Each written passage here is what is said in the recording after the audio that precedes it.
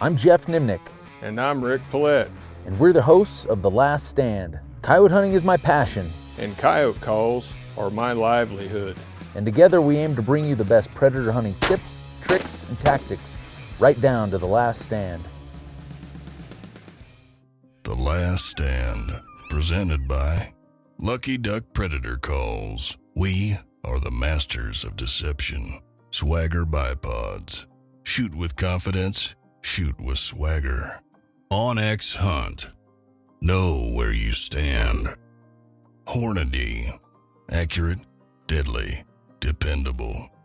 Well, we always like to come out with my buddy TR out in Colorado, and so we decided to come out late January because I like that time of the year to play the vocals, you know, and the howls and the fights, and they come charging in a lot of times. So we're right on the front edge of breeding season. We're looking to use a lot more coyote-based sounds. And when I say coyote-based sounds, it's not just coyote vocals. Rick kind of calls them coyote vocals, but I refer to coyote vocals as more as the howls, whether that's a single coyote howling or a group of coyotes howling. When I'm talking about coyote-based sounds, I'm talking about the coyote fights, the coyote pup distress sounds, and some of the breeding sounds. So the first day of the trip, it's just TR, Rick, and I.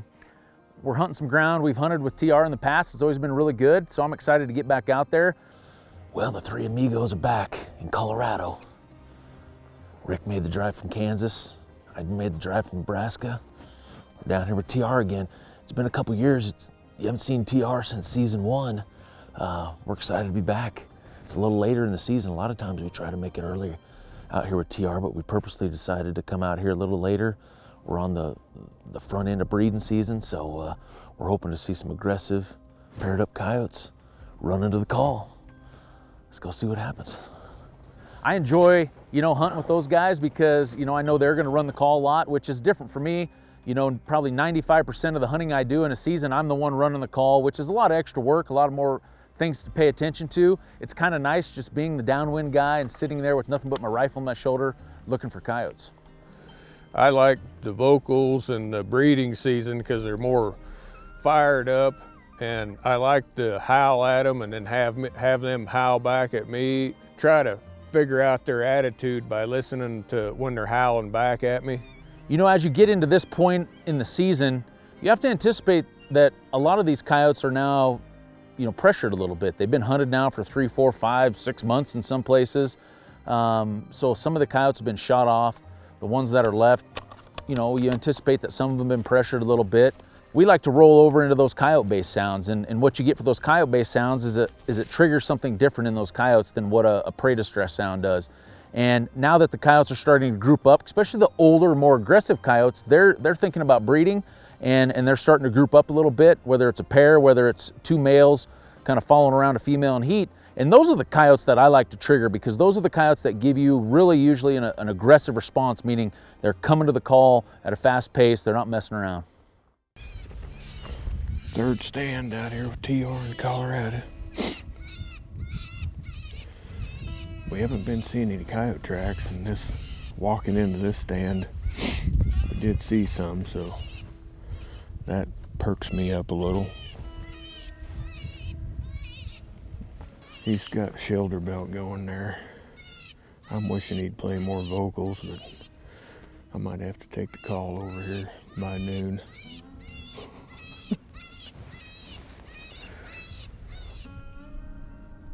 There's one right out here. Coming slow, see him right over my head here? He's coming real slow through the sage right here. See a big white belly on it?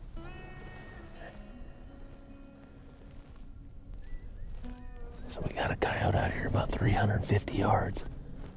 I don't know if TR and those guys can see him. He's kind of down in the sage. But he's already kind of on the downwind half. If he starts circling anymore, I'm gonna start thinking about probably looking for a shot here. Instantly when you see this coyote, you know it's not motivated. It is coming closer, but it's checking up, it's looking around. Heck, it's sniffing the ground, it's looking off in another direction, so we don't have its full undivided attention. I thought maybe it was waiting for another one to come, but it wasn't. It was by itself and just real cautious and slow coming in. Stopped again. just a patience game now. That coyote's on his way in. He's just not coming really fast. Going for Geoff.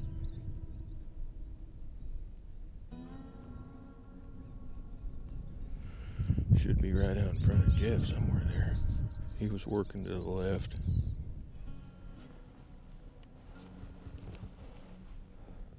Didn't Geoff go around this corner here? He tried to fight, and you could tell that the coyote didn't like that at all. And then he switched to lip squeaks 2, I believe, and then that's when the coyote kind of finished. But he was working his way downwind to Geoff the whole time. Just being very cognizant of where the wind's at. He's probably got to go another 75 yards to the left here before he's going to be close to our wind. So right now he's only about 200 yards, 250 yards. I'm going to let him see if I'll keep working his way. He's just not very interested. He's down sniffing the ground, looking around. You know, the coyote starts making his way. It's a slow trot. You know, every so often the coyote's stopping and sniffing the ground and looking off in the other direction. And at that point, all I'm doing is just constantly checking that wind, kind of getting a plan formulated as how close do we want this coyote to go before we stop him and shoot him, just so that he doesn't get close to our wind. I'm gonna kill him the next time he stops right here.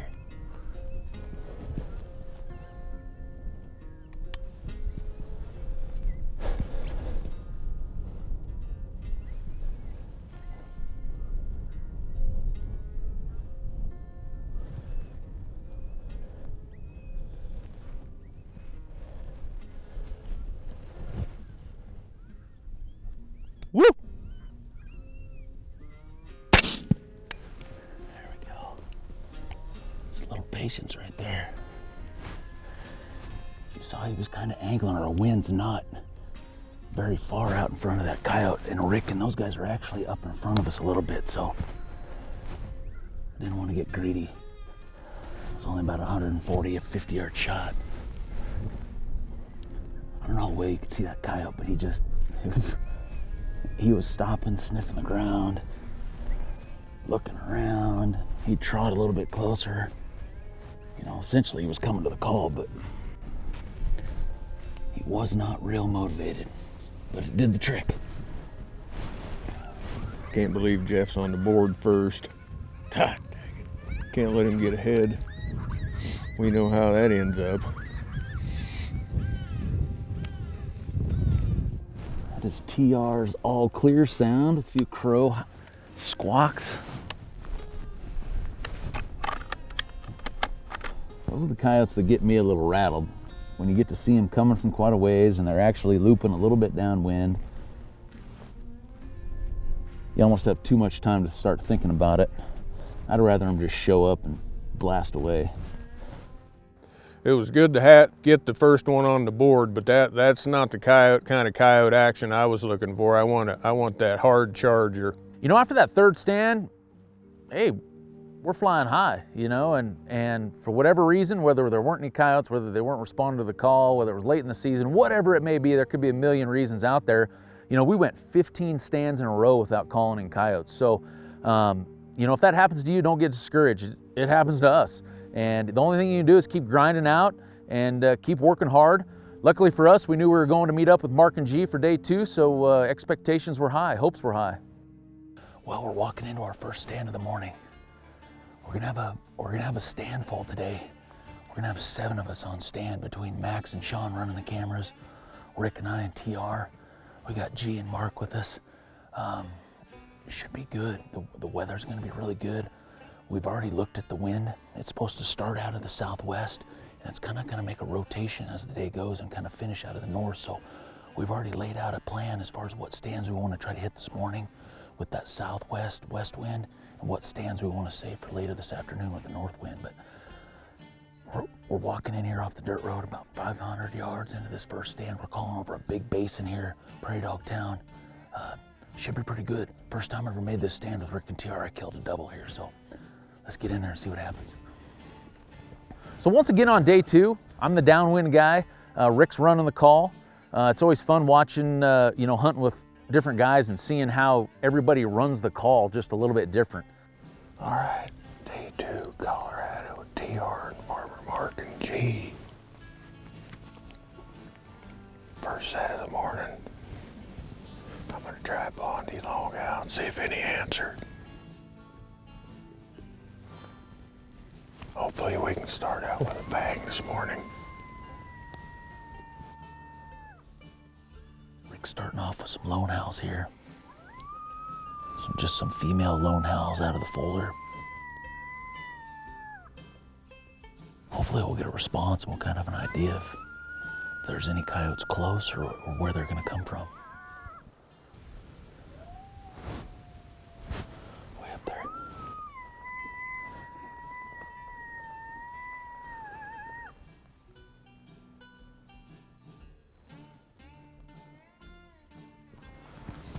We got a coyote to answer. To me, he sounds like he's probably too far to want to come to the call on this stand, but you never know. Just because something doesn't answer doesn't mean there's not a coyote within, you know, a half mile. A lot of times the close coyotes don't answer. They just start making their way to the call. So after he answered, I waited, I don't know, a minute, maybe a little less, and I turned on pup assault, and 2 minutes later he was standing there.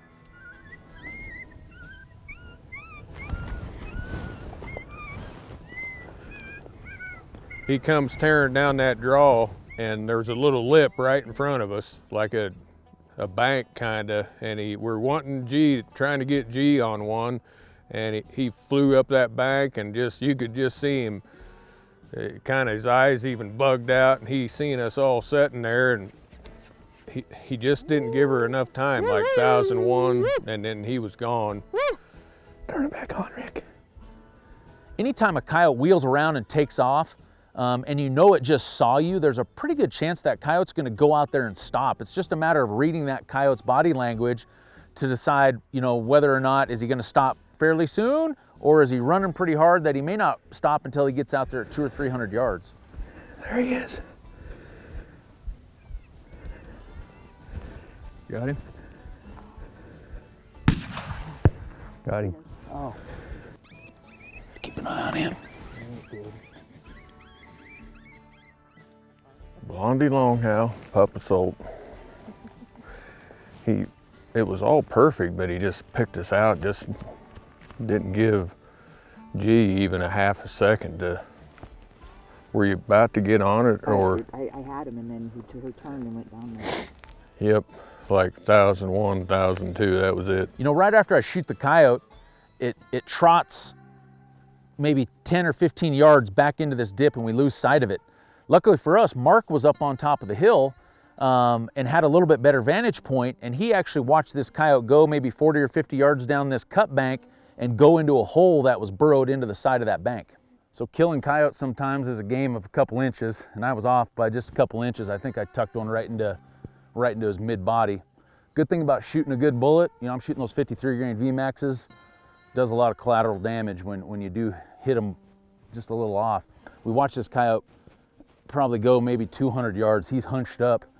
It looked like he went in a hole up on this big cut bank, so we'll see. It might turn into a little wild goose chase. Might need some wire. Farmer Mark's grabbing the truck and grabbing some barbed wire, and we're gonna wire him out like old school. We'll see when we get over there. Hopefully it's just a little cut, but he may have went in a hole. We'll have to go find out.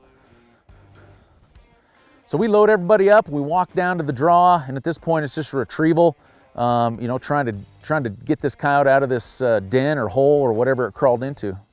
A barbed wire and a coyote or a raccoon or something out of a hole is an old school trick.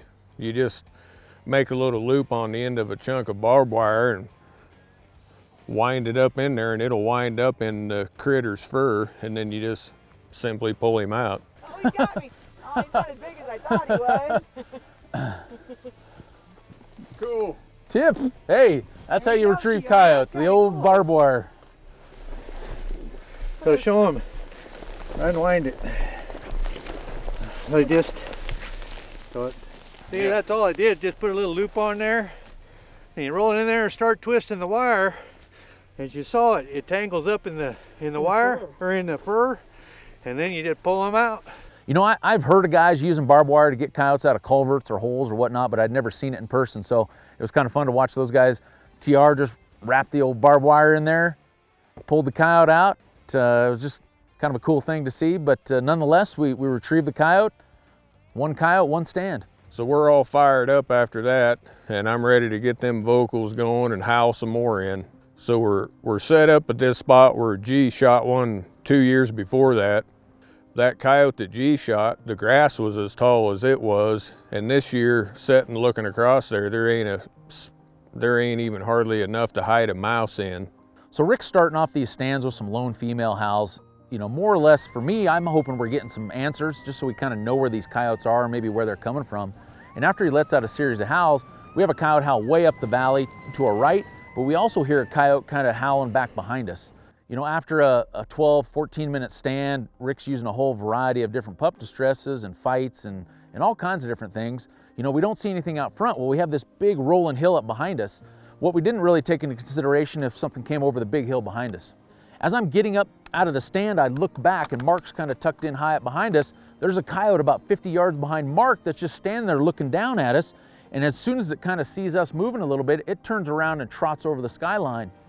At that point, I kind of go into coyote kill mode. I realized that the coyote wasn't real spooked, and kind of knowing what that terrain looked like back there, I thought there was a good chance if I took off and got up to the top of that hill that I could get a shot at that coyote leaving. We just got done with the stand. There's a coyote right behind us. Coyote right behind us here over this hill. I'm gonna try to get him.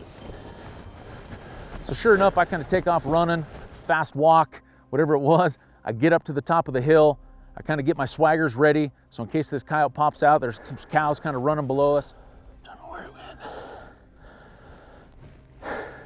Oh, there he is, right there. He's right there. Come across the other.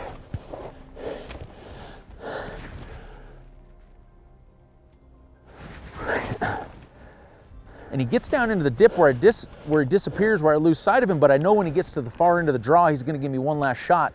So I pull up my binoculars, I shoot a range, it's 300 yards right to that far lip. I get everything dialed up and ready. Sure enough, the coyote comes up, stops broadside, one squeeze of the trigger, and the coyote dropped right in the tracks. 300 yards. So we're feeling good. We've made a couple stands, killed a couple coyotes. They're answering to me like I like. I'm trying to talk to them like I like to do, and we're headed into another spot TR had an idea to try. We get into this big valley, big draw winding down through there, and once again, Rick starts the stands off with some howls, and we get an answer clear down in the bottom. You know, after a 12, 14-minute stand, this coyote never shows up, and at that point, you really have to make a couple decisions. A, do we just go back and go to a new spot? Or if the terrain dictates, travel routes dictate, the wind dictates, do we want to try to cut the distance and get in there to where we know that coyote's howling? And that's what we decided to do. We go back, we get the vehicles, we go back, drive down that draw probably 1,000, 1,200 yards, and we get to a point where we think that now we should be pretty close to where this coyote howled at us from. Well, we had some answer on the previous stand. Sound like they were at least a mile away. We're gonna give them another whirl. Sometimes if you get them to answer and they don't come in, we like to try to get closer to them and get inside their bubble. We'll see if it works.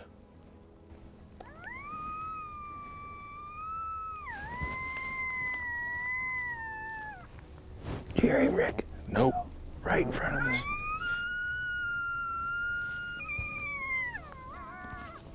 He's howling at you. Coyote to answer. Actually, have some coyotes howling back off to our left up on top. This one right over here seems closer. He's up on the tail of quite a ways, but that's what you want. We got coyote. We're right in the middle of several coyotes. This one seems like he's maybe just over that far hill over there. Maybe it's 600 yards or so.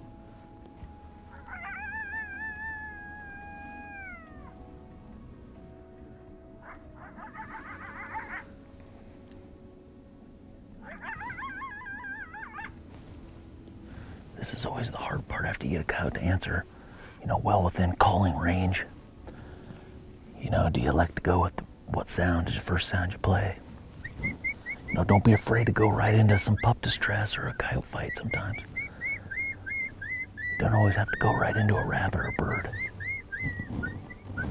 Right here, coming hard, right at the call. Right here at the call, coming hard. Woo! Woo!